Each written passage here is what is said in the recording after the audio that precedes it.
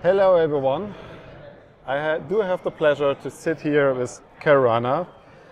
Can you maybe make a short introduction of yourself? Of course I can. Thank you. It's lovely to be here with you. I'm Karuana Gatimu. I work in Microsoft Teams Engineering. I run our customer advocacy group, and I'm in charge of adoption.microsoft.com, all of our community strategies and tools for driving adoption of the Microsoft Cloud. I'm so happy to be here. Thank you very much. This is really great for me to have you here. Our company is doing Microsoft Teams and adoption. So in a combination, sometimes in the same project, unfortunately not every time, but it's getting better and better. So we use the resources from adoption.microsoft.com a ton, and it's really a great inspiration for us to work in the project. So let's say thank you in public, on the internet.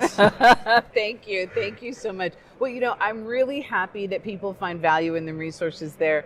My team and I put a lot of time into it, and it's been a great center of gravity for other teams across Microsoft. Like, we just launched the Power Platform adoption content there. We have our own Twitter handle, Microsoft Adoption. Please follow us for adoption information. So we've really been able to move this conversation forward and centralize things on behalf of our customers, because all of the information existed before. It was just in a lot of different places. Yeah. And now we have a real place, a home for it. So it's very exciting to get to do this work. I'm very lucky. And I've seen this growing, this process, and it's fantastic. It's also representable for all the change what happens in the companies, because everyone just drop in the product and everything is fine, and all the IT guys, I may be wrong, and it's just a bias, okay, but yeah, usually they just say drop it in and they can learn it on their own. Right. And it's not true.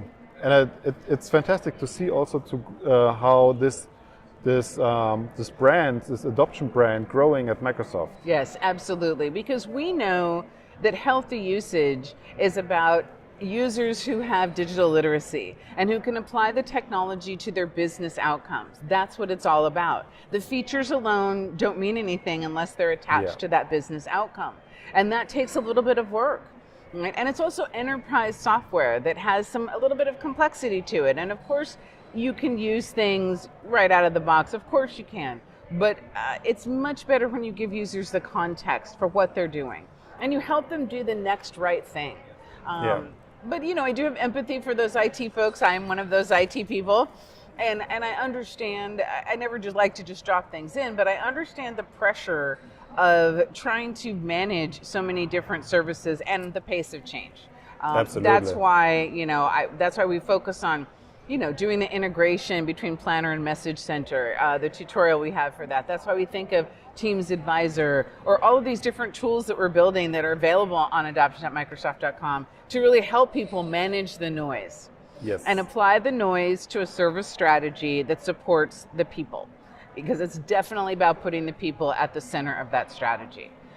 And so, we've been talking about that for a long time, and now it's really, permeated Microsoft to some extent, and I'm very happy about that, because, 2 decades ago, there was a few of us talking about it, but now it's really become a thing, and I feel very lucky that my team was there at a time where we were able to start the site and then grow the site, and now it's become a much bigger thing, and people seem to be responding to the content that we were publishing, and that's kind of a dream come true for me. Please, I mean, it's fantastic. So I remember some episodes from Coffee in the Cloud where I just realized how big it is, how many different approaches you have, and you need actually to bring the new complex technology into a company.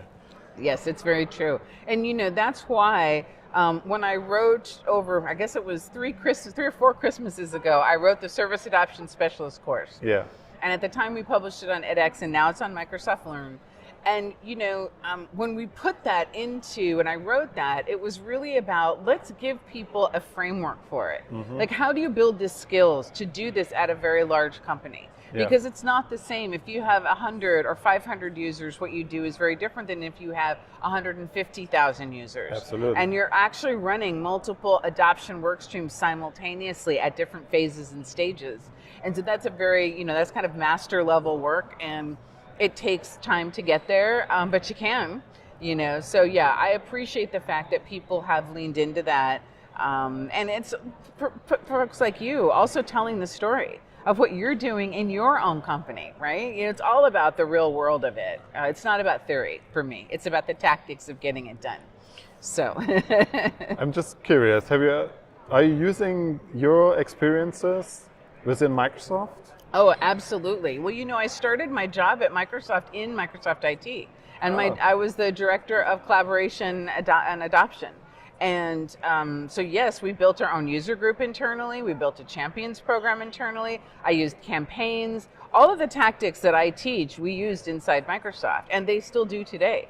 Even though I'm in the product group now, the team is still there running that same user group that we started, the champions program. And I don't know if you've seen, in fact, I know you have seen our champions management platform. The digital badge that we use, was an idea that came from Microsoft IT.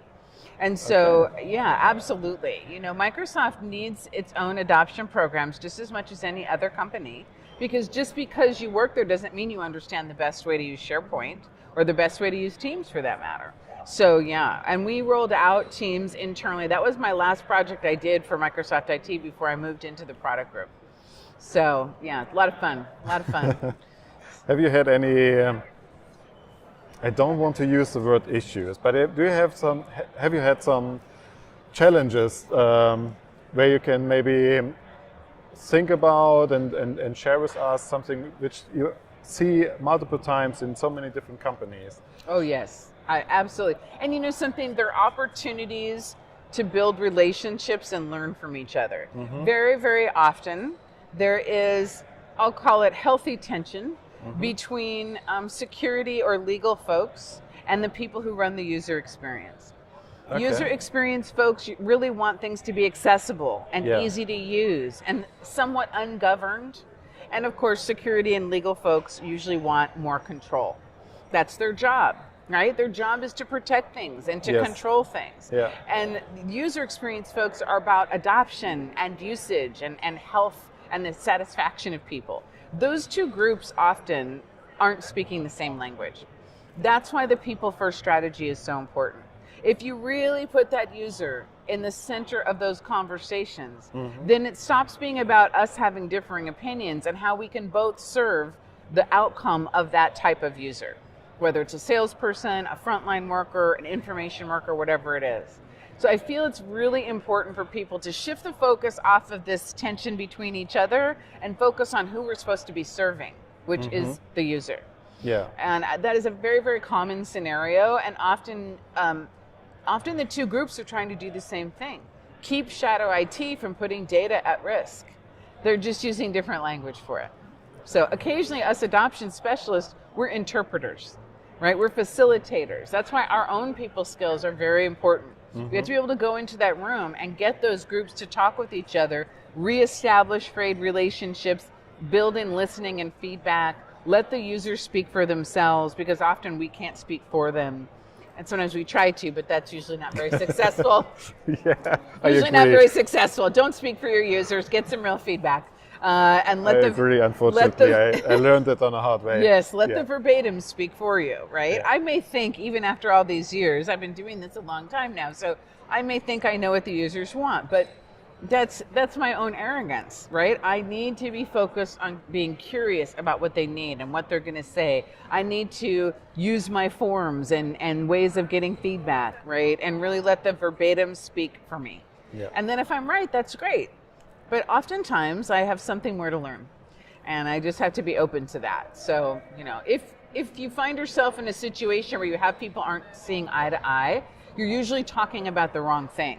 You're usually talking about the wrong outcome. You're not really focused on helping people. You're focused on being right. And that's not terribly good for any relationship. No, definitely. Thank you. One more question, one last question. Sure. It feels like adoption.microsoft.com already has a ton of information. And I don't want to use the phrase, it's done, it's completed, but it feels like there's already so many covered.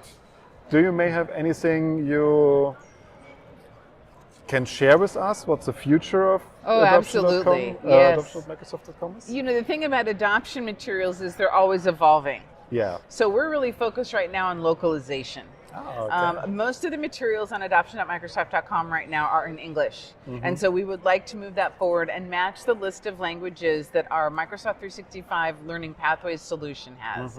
So right now that's 9 languages, English and 8 others. Yes. And then we'll move on from there. And then and also, we're always adding new capabilities. So whether it is our meetings microsite, our virtual event playbook, we're going to be adding content for Microsoft Loop, and we're releasing a new version of the Microsoft collaboration architecture, modern collaboration architecture. And so, you know, there's always changes happening.